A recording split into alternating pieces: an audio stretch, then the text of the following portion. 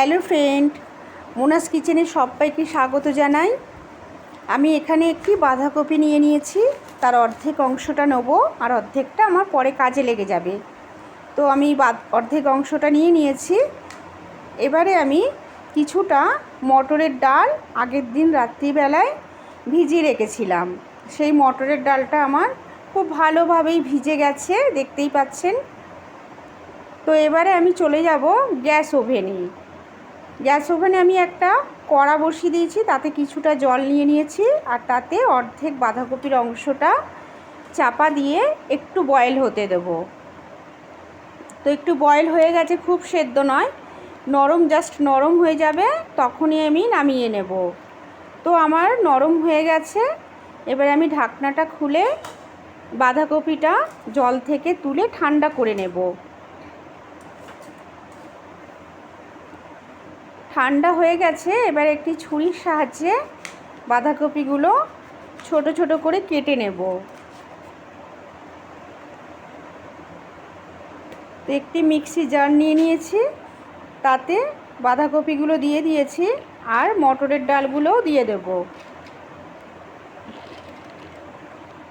আর দিয়ে দেব দুটো কাঁচা লঙ্কা আর একটু আদা আর হলুদ গুঁড়ো আর অল্প লবণ দিয়ে এটা একটা মিহি পেস্ট করে নেব। আর এখানে আমি একটা কেক টিন নিয়েছি, যার মধ্যে আমি কেক করি, আমার কাছে ছিল তাই, না হলে যে কোনো বাটিতেও হবে। তো তাতে আমি তেল বুলিয়ে নিলাম কিছুটা। এবারে মিক্সি জার থেকে ঢেলে আমি নিয়ে নিয়েছি। এবারে একটা কড়া বসিয়ে তাতে কিছুটা জল দিয়ে ভাপাতে দেব। চাপা দিয়ে দিলাম 20 মিনিটের জন্য। 20 মিনিট পর ফিরে এলাম। তো একটি ছুরি দিয়ে আমি দেখব যে হয়েছে কি না। পুরোই আমার হয়ে গেছে, যে ছুরির গায়ে লেগে যাচ্ছে না, তার মানেই বোঝা যাচ্ছে যে খুব ভালোভাবেই ধোকাটা তৈরি হয়ে গেছে। এবারে নামিয়ে ঠান্ডা করে নেব। ঠান্ডা হয়ে গেছে। এবারে একটি থালার মধ্যে উপর করে ঢেলে নেব। তো ঢেলে নিয়েছি, দেখুন কত সুন্দর হয়েছে। এবার একটি ছুরি দিয়ে পিস পিস করে আমি কেটে নেব। যেমন ধোকা বরফি আকারে হয়, তেমনি বরফির আকারে কেটে নেব।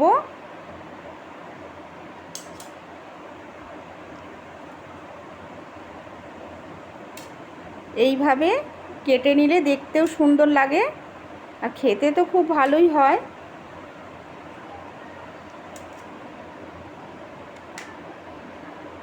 তো দেখুন কি সুন্দর হয়েছে বরফির আকারে, কেউ বুঝতেই পারবে না যেটা বাঁধাকপির ধোকা।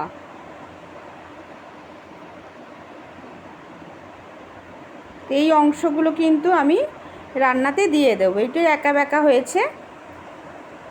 তো এবারে আবার গ্যাস ওভেনে একটি ফ্রাই প্যান বসিয়ে তাতে কিছুটা তেল দিয়ে নিয়েছি। এবারে ধোকাগুলোকে ব্রাউন করে ভেজে নেব, এপিট ওপিট করে ভালো করে ভেজে নেব।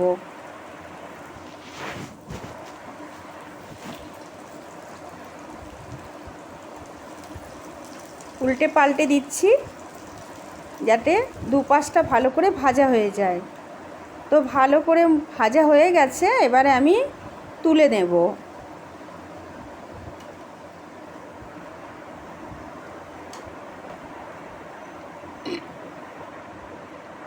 এবারে ফ্রাই প্যানে সেই তেলের মধ্যে একটু তেজপাতা, জিরে আর শুকনো লঙ্কা ফোড়ন দিয়ে নিলাম।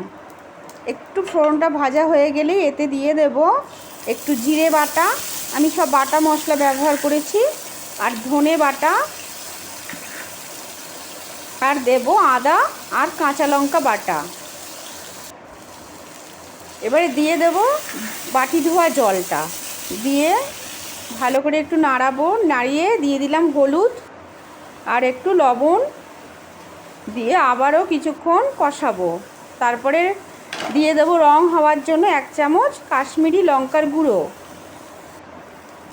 আর একটি টমেটো ঘষে নিয়েছিলাম সেটাও দিয়ে দিলাম, আর দেব 1 চামচ চিনি, দিয়ে আবারও ভালো করে নেড়ে নিতে হবে, ভালো করে কষাতে হবে। এবারে দিয়ে দেব 2 চামচের মতন টক দই ফেটিয়ে নিয়েছি। ফেটানো টক দইটা দিয়ে ভালো করে কষাতে হবে। তেল ছেড়ে এলে তখনই জলটা দিয়ে দেব। তো এখন জল আমি দিয়ে দিলাম। এবারে কিছুক্ষণ মশলাটাকে দিয়ে ফোটাতে দেব। এবারে একটি চাপা দিয়ে দেব, কিছুক্ষণ ফুটে যাবে। তো চাপাটা খুলে দেখলাম জল ভালোভাবেই ফুটে গিয়ে ঘন হয়ে এসেছে ঝোলটা।